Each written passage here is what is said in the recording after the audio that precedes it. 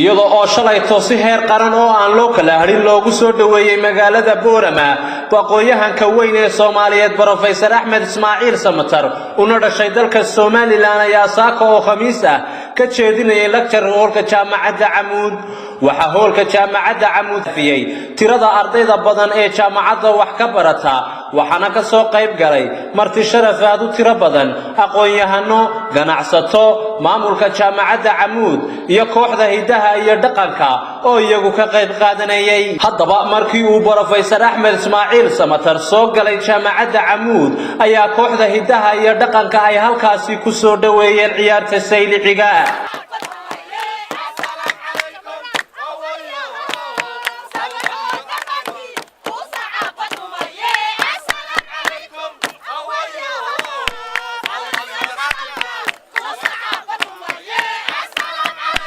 horeyntii waxa hadalka madasha furay gudoonka sare ee jaamacadda Camuud Professor Saleebaan Axmed Guuleed oo ka waramay taariikhda aqooneed ee uu leeyahay Professor Axmed Ismaaciil Samatar iyo tayada waxbarasho ee jaamacadda Camuud ana uu sheegay in ay ku soo hirtaan arday kala duwan oo ka yimaada dhammaan gobolada Soomaalida ay degto ilaa lixdanaadkii hore 1960 meelahaasaan isbaranay waa muddo dheer ugu yara laakiin aad bay iga yaraa aaninta dadka u raaciyo yadana dad badan baa waxay u haystaan aqlabiyada dadka geeska Afrika jooga Soomaalidii inay Camuud tahay landheeri jaamacadda xaqi tayada u yar fiican tahay koob iyo 30 meelood oo awdal mid un ka tahay inay ka yimaadeen ardayda wasiirka wasaaradda kalluumaysiga Soomaaliland iyo wasiirka wasaaradda beeraha Soomaaliland ayaa waxay sheegeen in la soo dhaweynayo aqoon-yahanka iyo inaha iyagoo uga mahad celiyay ardayda tirada badan ee jaamacadda uu ka jeedinayay aanu ku qiimeeyno oo ninka qiimeeyay waa nin caalamka oo la tashado kamida ilaa halka ka sii socoto oo ay sida professor sheegay caalami noqotana abwaan Mustafa Barkhad Cabdillaahi Dimbiil oo ah abwaan isagu daayar ayaa halkaasi ka jeediyay tixgabay ah oo uu soo diyaariyay aqoon-yahan Axmed Ismaaciil Samatar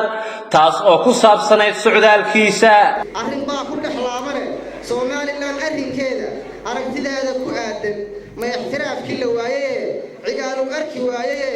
rayaal u urin waayay silaaya uu ku haraadayba haddaba waxa isweydiin mudan aqoon-yahan Axmed Ismaaciil Samatar taariikhdiisa aqooneed ee waxbarasho maxaa lagu og yahay waa kan Umar Cali Cabdillaahi Umar Dheere oo ka waramaya taariikhda aqooneed ee Axmed Ismaaciil Samatar ka qaatay masar kale oo iyadana daraasaadka caalamiga sanadii 1984 waxa uu shahaado PhD-da oo iyadana wali ah daraasaadka caalamiga oo ka qaatay jaamacadda Denver intaas waa taariikhdiisa xagga waxbarashada kooban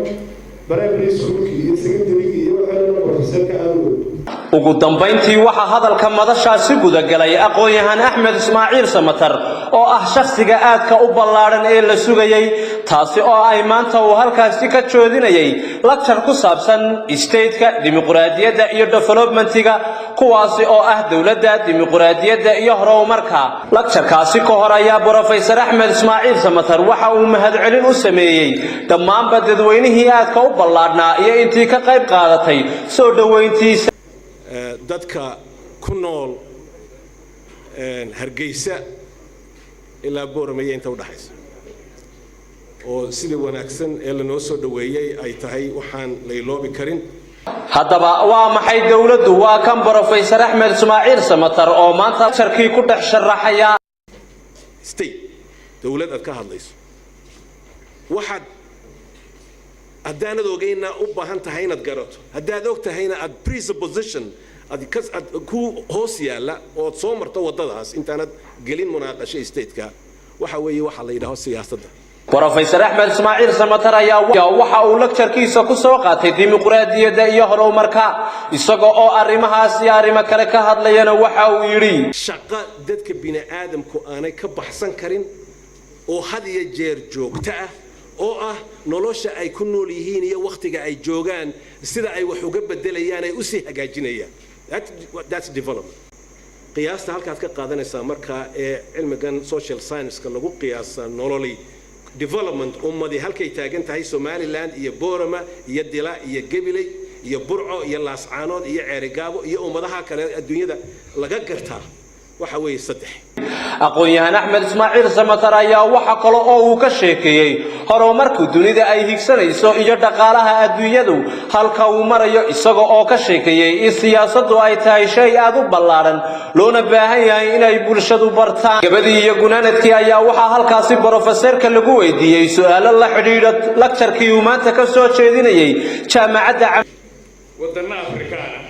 ayaa late 50s gobonnimo qaatay qaarkood waxaana way dhaqaalahoodu way soo dhawaa marka labadaba surplus baa u yahay maanta Ghana ilaa dhawaan deyn bay ku jirtay Malaysia na development-ka wad garanaysa maxaa kala duway Asia phenomena iyo African phenomena gabagabadii iyo gunaanadkii ayaa waxa uu Professor Axmed Ismaaciil Samatar uu maanta madashaasi ku soo xidhay hees ku caan ah gobolka Awdal taasi oo waqti hore la qaaday